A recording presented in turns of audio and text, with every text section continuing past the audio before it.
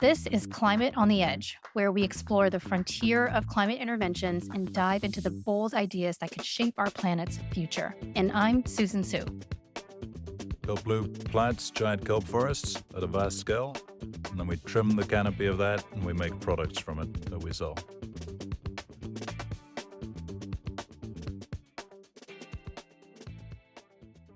All right, please say your name, your role, and your company. Yeah, Daniel Hooft, founder and CEO of Kelp Blue. Daniel, in one line, what does Kelp Blue do? Kelp Blue plants giant kelp forests at a vast scale, and then we trim the canopy of that and we make products from it that we sell. And what kind of products are those?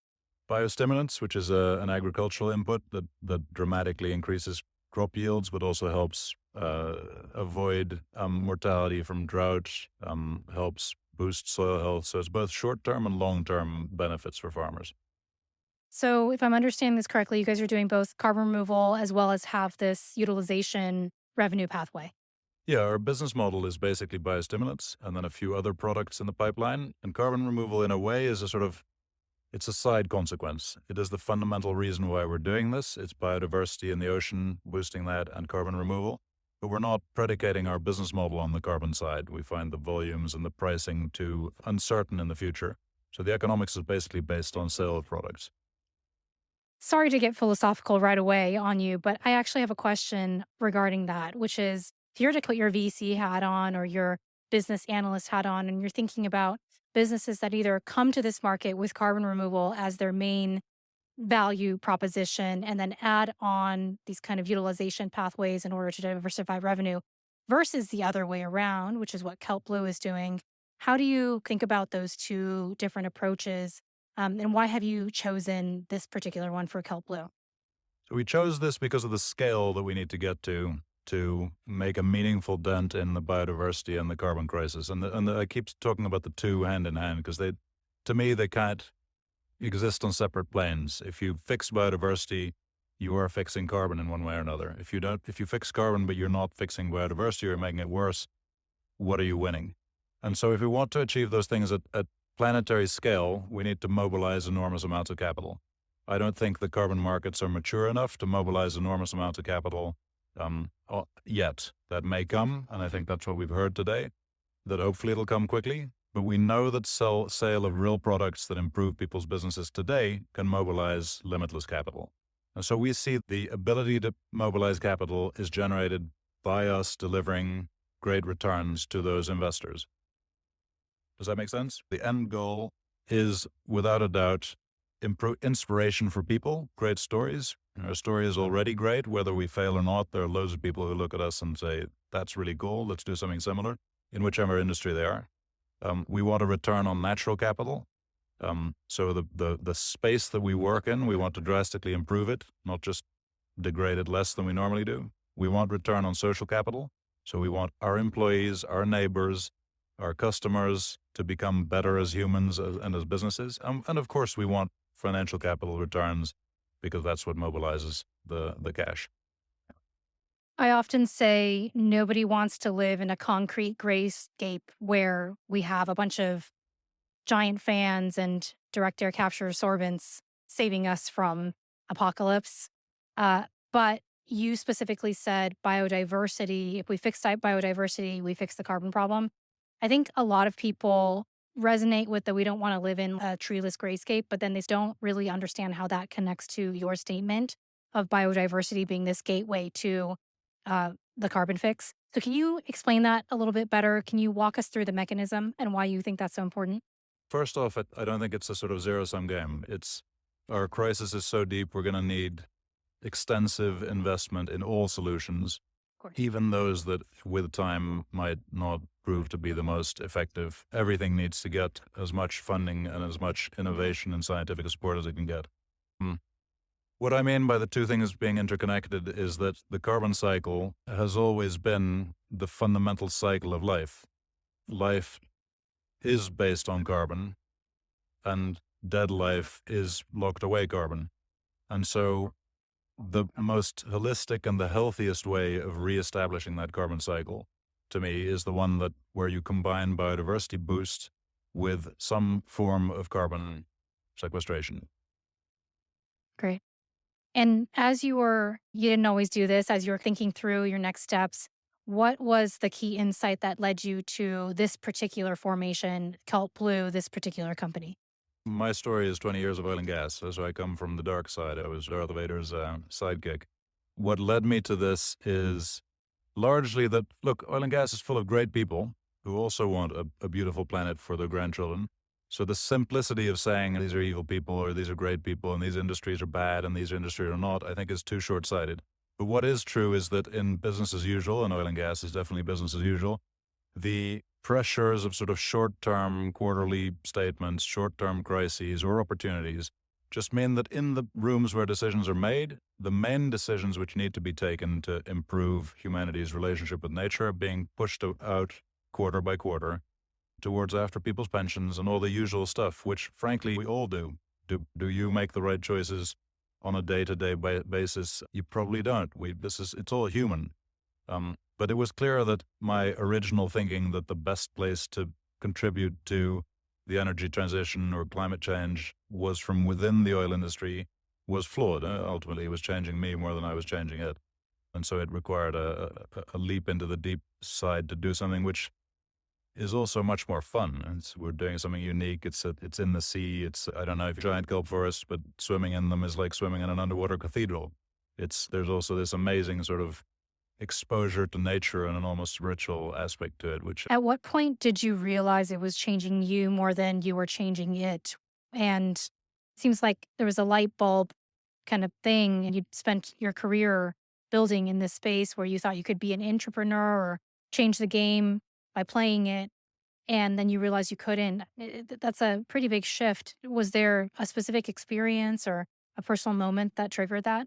I'm not sh- I'm not sure there was a specific moment. It's just over time you realize that in consensus forming sort of environments in complex industries, it becomes easier and easier to make decisions that aren't necessarily wrong, but you also know that they're not right. And there's a huge distinction between the two. And doing things which are fundamentally right for all the stakeholders and over a longer term view than, let's say, the coming quarter or the coming month is difficult. People need so we need to figure out some way of making that consensus culture one in which it becomes easier to make these difficult decisions in groups rather than what we've got at the moment, which I think is too often that we prevaricate on everything difficult by having consensus tell us, let's just stick to what we know till we have more science or till we have more cash or till we have more this or more that. And so it was this realization that I was starting to be quite comfortable with making, again, not the wrong decisions morally, but decisions that you knew weren't necessarily the right or the best thing to do. And I didn't want that. I didn't want to have to look at my children later and say, I stood by and didn't do what I needed to do. It felt like I was on the wrong side of the defining issue of our age.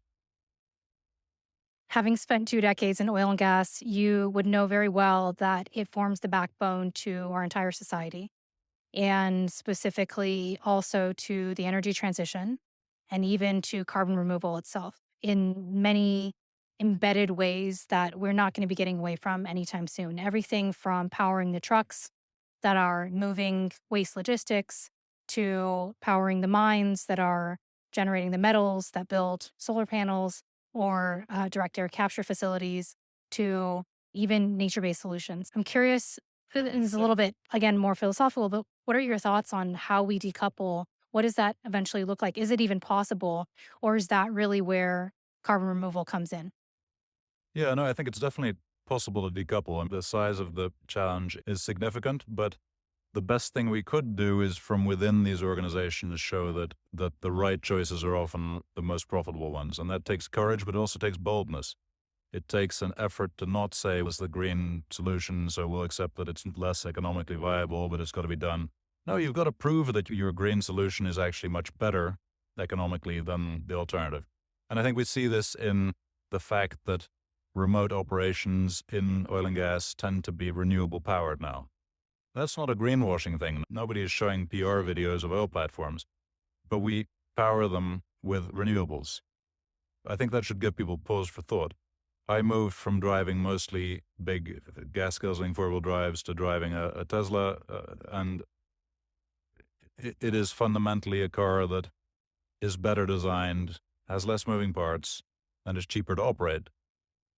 At the moment, we have commissioned a solar-powered, fully electric work vessel that harvests our kelp. Um, it is unmanned, remote operated. It will eventually be run through Starlink. And again, it's not just something that's cool, but it's also practical. It costs a lot less to build that vessel because you don't need to support human life, which also means that the risk entailed with operating it is lower. And it costs a lot less to operate it. 60% of a vessel's typical operating cost is diesel. We have none. The sun provides it for free. So I think there are enormous areas of opportunity in which boldness and innovation could show us that actually old-fashioned oil and gas solutions are often just outdated economically, and we can do a lot better and smarter. Are we going to remove them entirely? No, probably not. But we don't need to remove oil and gas. We just need to get rid of most of it. Yeah, I think that's a great point about competing on a feature by feature kind of core product basis, and what is the best product suited for the new generation of use cases that are coming online. The car one is a really good example. Speaking of which, when you think about the future, the next 10, 15 years, what is one thing that you think most people are either missing, even within this industry, are either missing or simply just getting wrong? Oof, that's a difficult question. I think that courage to see the excitement of forward motion, it came up a few times. I think it came up in the panel that you were on as well. This sort of sense of let's mobilize people by talking about all the cool stuff that's happening and all the forward movement that's happening instead of rehashing the sort of doom and gloom. And in people's private lives, it's the same. I made a jump from a very well remunerated and very comfortable and a bit boring oil and gas life to something that is, I run a startup. It's very poorly paid and there's lots of stress, but I would recommend that people do it because it's also invigorating. It makes you feel alive.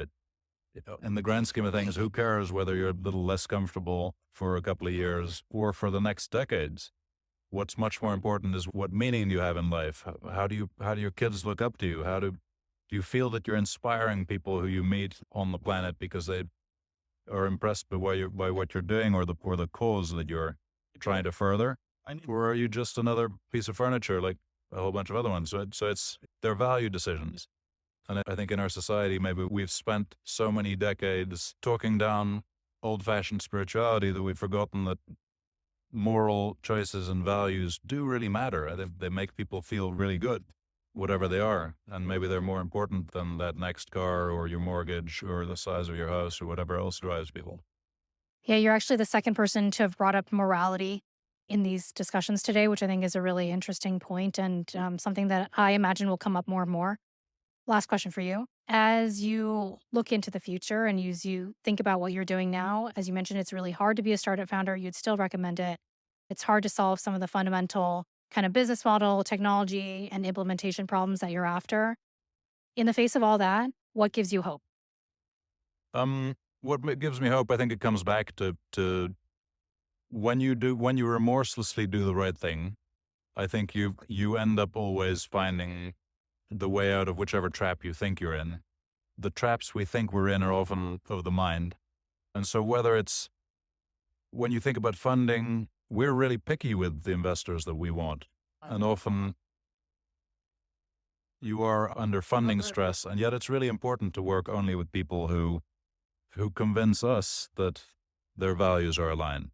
So this has to be about impact first, and it has to be people who understand that if you get the impact right and the people and the stakeholder management right, the profits will flow better than if you prioritize only the profits and say we can accept a bit of degradation of the others. And yeah, I'm not sure if that's answering your question or if I'm drifting a little bit. No, But that's the but this is really it's really about great execution when you're in the real world. We're not doing a service. We're not yet in a commoditized market. We're doing something that's unique, that's bold, that's different, that is real. The products we sell are real, and customers have to see the benefit of it. So you're really talking about full stack execution. You have to be good at people. You have to be good at leadership. You have to be good at hard choices. You have to be good at managing stakeholders. You have to be good at saying no to some stakeholders, but in a polite way. You have to be good at regulatory stuff. You have to be good at judgment at key moments when there's a crisis. You have to be good at apportioning resources to, let's say, more on engineering or less on this. And at the same time, if you want to build the sort of company where all of that has to be you who's good at it, I think you're going to fail. Like, hero culture is ultimately it's not very robust. So what we focus on is building a team which is pretty young, I'd say. Even with me and my co-founder included, the average age is still probably only about 24. And yet they have an enormous amount of autonomy. And you get these amazing results from people because they feel empowered. They feel also that we are kind, but we're demanding, that we're serious and focused on the vision, but we also got a sense of humor. What would be the point of doing all this difficult stuff and not being lighthearted about it? So I think it's about that sort of both the ambition level and the humility of trying to be as all-rounded as you can be in how you run a business. Thank you so much.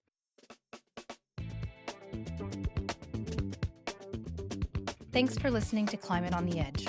If you liked this episode, please subscribe to the show and consider dropping us a 5-star rating and review. You can also follow us on social media so you never miss an update. Climate on the Edge is brought to you by Emergence, innovative minds exploring climate's next frontier. Thanks again for tuning in. See you next time.